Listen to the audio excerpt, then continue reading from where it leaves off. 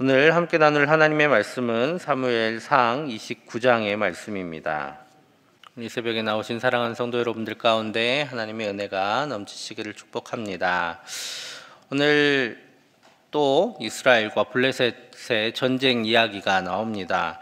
이 블레셋하고 이스라엘 사이에는 이게 지형적인 명확한 그런 장애물이 없습니다. 왜냐하면 강들이 대체로 이렇게 동에서 서로 흐르고 있기 때문에 서로 간에 특별한 장애물들이 없어서인지 전쟁을 참 자주 했습니다. 계속 분쟁이 일어나고 있어요. 그런데 오늘 또 어디서 일어난 분쟁인지 1절에서 이렇게 말씀합니다. 블레셋 사람들은 그들의 모든 군대를 아벡에 모았고 이스라엘 사람들은 이스라엘에 있는 셈 곁에 진쳤더라 라고 말씀하고 있습니다. 이 아벡과 이스라엘이라는 지명이 나오는데요. 이 어떤 민족들이 이렇게 싸울 때 전쟁을 일으키면 돈이 굉장히 많이 들어갑니다. 그렇죠? 왜냐하면 전쟁이 나가는 순간부터 모든 사람들은 이렇게 소비만 하는 사람이 되는 거예요. 농사를 짓고 하면 뭔가 생산적인 일을 하게 되는데 군대를 가게 되면 밥 한 끼 먹는 것부터 모든 것들이 말 그대로 돈을 써야 되는 그런 일들입니다. 그렇기 때문에 군대가 일어나서 뭔가를 한다 그런 것은 뭔가 돈이 되는 일이 있기 때문에 그 일들을 대부분 합니다. 그래서 이 세상에 있는 많은 전쟁들이 결국 돈 때문에 일어나는 경우들이 많이 있는데요. 오늘 특히나 이 아벡과 이스라엘이라는 지명이 나오는 이유는 이 지명이 해변길로 불리는 이스라엘을 통과해서 블레셋 지경을 거쳐서 지나가고 있는 큰 길 때문에 일어난 일입니다. 이 무역로로 인한 분쟁인데요. 이 길이 어떤 길이냐면 두 문명, 아주 큰 문명이었던 이집트 문명과 메소포타미아에 있는 큰 대국들 사이에 있었던 무역로였습니다. 그래서 이 무역로를 통해서 많은 이제 상인들이 오갔을 것이고, 그러면 그 길은 돈이 되는 길이죠. 길목만 잘 지키고 있어도, 심지어 휴게소만 지어놔도 돈이 되는 곳이 바로 길이라는 존재인데, 오늘 그 길을 누가 차지하느냐라는 그런 문제로 전쟁이 일어난 것 같습니다. 그래서 이 길을 차지하는 민족이 결국 번영하게 되어 있거든요. 특별히 블레셋이나 이스라엘은 큰 민족은 아니었습니다. 아주 큰 강대국에 비하면 약소 민족이었지만, 약소 민족들이 그 사이에서 껴서, 큰 강대국 사이에서 껴서 보통은 중개무역을 통해서 많은 돈을 얻을 수 있었죠. 그래서 오늘 그 길을 차지하기 위한 전쟁이다라고 생각할 수 있습니다. 그래서 이 지역을 뺏기는 수많은 전쟁이 이제 어느 정도 기간 동안 계속해서 일어납니다. 자, 오늘 이런 전쟁을 블레셋이 일으키게 되는데요. 그때에 이제 그때는 이렇게 한 왕이 모든 군대를 다 거느리고 있는 것이 아니라 지방에서 자기 그 지방을 다스리는 방백들이 자기가 거느리는 사람들을 데리고 올라와서 전쟁을 수행을 했습니다. 오늘 그 전력들, 자기가 얼마나 많은 군인들을 데리고 왔고, 또 그 군인들이 어떠한지를 이렇게 뽐내는 자리, 우리가 흔히 그 군대에선 분열식이라고 하는데요. 그런 것을 하는 장면을 볼 수 있습니다. 오늘 2절에 그 장면이 나옵니다. 2절 제가 읽겠습니다. 블레셋 사람들의 수령들은 수백 명씩 수천 명씩 인솔하여 나아가고 다윗과 그의 사람들은 아기스와 함께 그 뒤에서 나아가더니 라고 말씀합니다. 이렇게 많은 이제 블레셋 방백들이 자기들이 데리고 온 군대를 이렇게 선보이는데요. 아기스 왕은 특별히 뽐냈던 것이 있습니다. 바로 이 다윗을 뒤에 딱 데려다 놓고 이제 자기가 어떤 군대를 데리고 왔는지를 이제 보여주는데요. 바로 아기스가 뽐내고 싶었던 사람이 바로 다윗이었습니다. 아기스에게 있어서 다윗이란 존재는 사실상 전리품이나 다름이 없었습니다.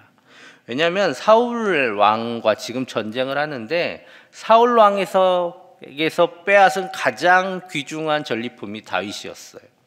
왜냐하면 마치 이런 거죠. 적에게 들려 있어서 막 우리 편을 많이 죽였던 그런 아주 아주 귀한 검이 있었는데 그 검을 빼앗은 거예요. 그래서 자기가 쓰기에는 조금 애매하니까 벽 뒤에 이렇게 다 걸어놓고 자랑할 수 있는 그런 전리품이 바로 오늘 다윗이었습니다. 오늘 다윗은 지금 아기스에게 그런 존재입니다. 아기스가 자기 왕으로서의 권위를 보이기 위해서 자기가 얼마나 큰 존재인지 보이기 위해서 다윗을 자기 호위 대장으로 삼아서 지금 이 전쟁터에 나아가고 있는 것이죠. 아마 여러 가지 생각을 했을 겁니다. 이스라엘과의 전쟁 가운데 다윗이 자기 뒤에 서 있는 것을 보면 이스라엘 사람들이 얼마나 낙심하겠어요. 그래서 다윗을 전쟁터에 데리고 나왔습니다. 아기스가 다윗에게 호의적인 여러 가지 이유가 있었겠지만 대표적인 이유는 이런 것입니다. 사실 블레셋의 원수잖아요. 오늘 이제 블레셋 방백들이 하는 이야기도 그겁니다. 블레셋의 원수인데 자기들의 많은 병사들과 또 자기 가족들을 죽이니까 다윗인데, 오늘 다윗의 목을 사람들 앞에서 이렇게 베어버리면 아기스의 막 인기도 올라갈 수도 있겠죠. 그럼에도 불구하고 아기스가 다윗을 죽이지 않았던 이유가 있습니다. 그리고 다윗이 그런 아기스가 자기를 죽이지 않을 거라고 생각하고 블레셋으로 내려갔던 이유도 있습니다. 왜냐하면 지금 다윗은 자기들의 적인 사울왕의 정적이기 때문입니다. 사울왕이 가장 신경 쓰고 또 죽이기를 원했던 사람이 바로 다윗이기 때문에 그 일을 자기가 대신해 줄 이유가 없는 것이죠. 오늘 만약에 다윗을 죽이게 되면 이스라엘 왕 사울은 이제 마음 편안하게 살아갈 수 있습니다. 그래서 아마 많은 그 번뇌도 사라질지도 몰라요. 큰 이제 마음의 짐이 하나 놓여지는 것이죠. 그리고 이스라엘은 사실 다윗이란 존재 때문에 지금 계속 불안하잖아요. 정치적으로 또 사람들의 마음도 뒤숭숭할 텐데 다윗이 죽으면 그들이 믿고 있던 무엇인가 하나가 사라지는 겁니다. 그러니까 훨씬 더 이스라엘이 안정적이 되겠죠. 그런 꼴을 원수인 블레셋의 왕 아기스가 두고 볼 이유가 없었던 것입니다. 그래서 다윗을 죽이지 않았죠. 또 하나 거기에 더해서 다윗이 블레셋에 살아있다는 것만으로도 언제든 다윗을 정치적인 칼처럼 사용할 수가 있습니다. 그것을 이용해서 사울을 계속 흔들 수가 있었던 것이죠. 예를 들어보자면 솔로몬이 왕이었던 시대에 여로보암이 이제 하나님께 기름 부음을 받는 장면이 나옵니다. 하나님께서 그에게 왕위를 주시겠다라고 말씀하시는 장면이 나와요. 그리고 이 때문에 여로보암이 애굽으로 도망을 갑니다. 근데 애굽 왕이 이 여로보암을 솔로몬 왕이 죽을 때까지 보호해주고 있습니다. 그러다가 솔로몬 왕이 죽자 다시 여로보암을 이스라엘 땅으로 돌려보내죠. 그래서 결국 여로보암이 북이스라엘의 왕이 됩니다. 그러면 애굽은 북이스라엘과 아주 끈끈한 관계를 가질 수 있겠죠. 오늘 다윗을 보호하고 있는 블레셋 왕 아기스는 그런 생각들을 하고 있었기 때문에 다윗을 죽이지 않고 보호하고 있었던 것입니다. 그런데 이런 아기스 왕의 생각에도 불구하고 블레셋 방백들은 이 아기스의 생각을 여기까지는 알지 못했습니다. 그래서 그들은 이렇게 요구합니다. 4절 제가 읽겠습니다. 블레셋 사람의 방백들이 그에게 노한지라 블레셋 방백들이 그에게 이르되 이 사람을 돌려보내어 왕이 그에게 정하신 그 처소로 가게 하소서. 그는 우리와 함께 싸움에 내려가지 못하리니 그가 전장에서 우리의 대적이 될까 하나이다. 그가 무엇으로 그 주와 다시 화합하리까? 이 사람들의 머리로 하지 아니하겠나이까? 라고 방백들이 막 항의를 합니다. 어떻게 다윗을 전쟁터에 데려갈 수 있겠습니까? 하고 이야기하는 것이죠. 이해는 충분히 됩니다. 싸움에 임하는 입장에서 원래는 고대 싸움은 뒤가 편안해야 되거든요. 뒤쪽을 지금도 마찬가지지만 후방을 이렇게 어지럽히면 금방 이제 군사들의 사기가 무너져서 전열이 확 무너져 버릴 수 있기 때문에 후방이 안전해야 되는데 지금 후방에 누가 있냐면 자기들 원수가 있는 겁니다. 그러니까 자기들이 가장 미워하고 또 두려워하던 존재가 지금 자기들 뒤에서 아기스 왕과 뒤에서 자기들 뒤에 있는 것이고 심지어 전쟁터에 지금 나가고 있다라는 겁니다. 불안했겠죠. 물론 사정을 알면 알았을 거예요. 만약에 다윗이 나가서 이스라엘 사람들을 위해서 블레셋 사람들의 목을 가져간다 쳐도 사울 왕이 결코 다윗을 용서하지 않을 겁니다.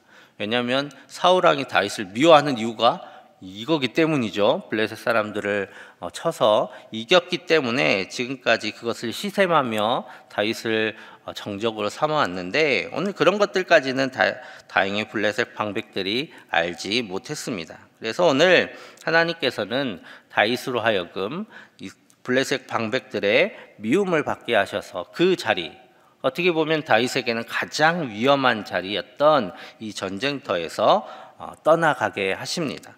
오늘 그래서 아기스는 결국 다윗을 돌려보내게 됩니다. 오늘 7절 말씀 우리 같이 읽겠습니다. 그러므로 이제 너는 보이게 하지 말라 하니라. 아멘. 다윗은 아마 전쟁터에 가면서도 좌불안석이었을 겁니다. 이러다가 만약에 자기가 전쟁터에 나가게 되면 내가 어떻게 처신해야 할까? 하나님 앞에 많은 기도를 드렸을 텐데 오늘 하나님께서 아기스의 심기를 건드리지도 않으면서도 또 이 전쟁터에서 벗어나게 하심으로 다윗의 모든 그 고민들을 해결해 주십니다. 오늘 이 모든 것들이 하나님께서 다윗에게 베푸신 은혜였습니다.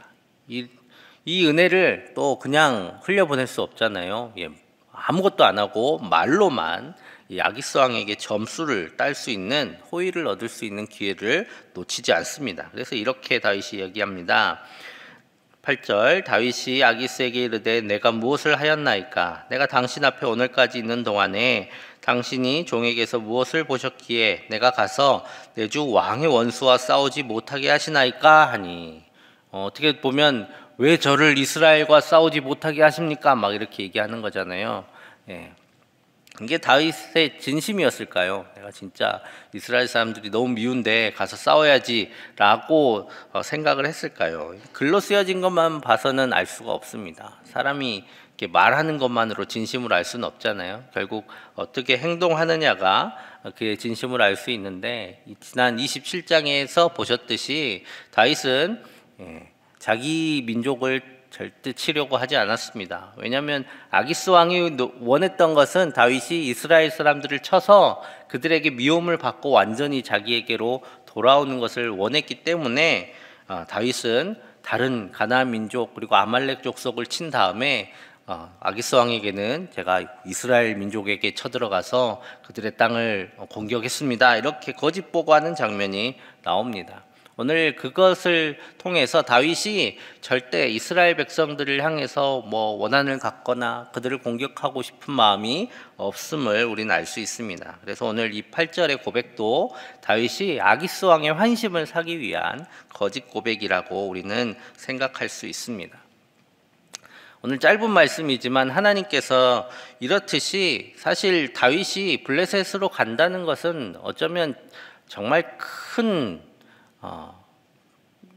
모험이자 아니면 거의 자포자기라고 할 수 있습니다. 왜냐하면 자기는 지금 이스라엘 왕으로 기름 부음을 받은 상태이고 사울 왕이 이제 죽게 되면 자기가 하나님께서 주신 왕위를 가질 수 있다라는 생각을 가지고 있을 텐데 오늘 그런 모든 것들을 내려놓고 지금 블레셋 땅으로 갔습니다. 하나님께서 원하시는 것은 아니었을 겁니다. 힘겨움을 견디다 못해 블레셋으로 피신한 이 다윗의 삶을 하나님께서는 그냥 버려두지 않으시고 그의 삶을 돌보시고 또 앞으로 그가 이스라엘 왕으로 설 때에 이 블레셋에서의 삶이 그의 왕의 행보에 방해가 되지 않도록 하나님께서 오늘 지키시고 돌보심을 오늘 말씀 가운데 보여주십니다. 오늘 그리고 또 이렇게 일찍이 일어나서 돌아가게 되잖아요. 전쟁에 나갔으면 아마 돌아가지 못했을 텐데 오늘 전쟁이 시작되기 전에 일찍이 새벽같이 돌아가라고 합니다. 오늘 보진 않았지만 30장에 이렇게 돌아감을 통해서 또 그의 가족과 또 그와 함께한 사람들의 가족들을 구해내는 그런 귀한 기회도 하나님께서 허락하여 주십니다. 오늘 하나님께서 지금 호랑이 굴이나 다름없는 이 블레셋 땅에 살고 있는 다윗을 지켜주십니다. 하나님께서 우리의 약함을 탓하실까요? 때로는 어렵고 힘든 일이 있으면 우리가 이 길은 하나님께서 원하시는 길이 아닐 수도 있다라는 생각을 하는 그곳으로 우리가 가게 될 때도 있습니다. 약하기에 할 수밖에 없는 그런 선택들, 어쩔 수 없는 선택들, 하나님께서 계획하신 것 같지 않은 그런 선택들을 우리가 하게 될 때도 있습니다. 하지만 그때에도 하나님께서는 우리를 탓하거나 그것으로 인해 우리를 벌하지 않으시고 그곳에서도 우리를 돌보시고 또 우리에게 회복의 은혜를 주십니다. 오늘 하나님께서는 참 신묘한 방법으로 다윗을 건져 주시지요. 오늘 하나님께서 우리 가운데도 그런 은혜를 베풀어 주고 계십니다. 우리가 때로는 힘들어서 또 때로는 어려워서 심지어 몸이 아프신데 교회 못 나왔다고 낙심하고 그러실 때도 하나님께서는 그곳에 함께 계시고 또 우리를 다시 일으켜 세워 주십니다. 오늘 그 은혜가 우리와 함께 있습니다. 하나님께서는 함께 하신다 하시는 그 약속을 결코 버리지 않으시고 우리가 때론 약하고 때론 넘어지고 때로는 하나님 앞에 실망스러운 모습을 보일 때도 여전히 우리와 함께 하셔서 다시 하나님의 사람으로 살아갈 수 있도록 우리를 일으켜 주십니다. 오늘 하나님께서 함께 하시는 이 은혜에 힘입어서 오늘을 살아가시는 저와 여러분들 되시기를 간절히 축복합니다. 네, 함께 기도하겠습니다.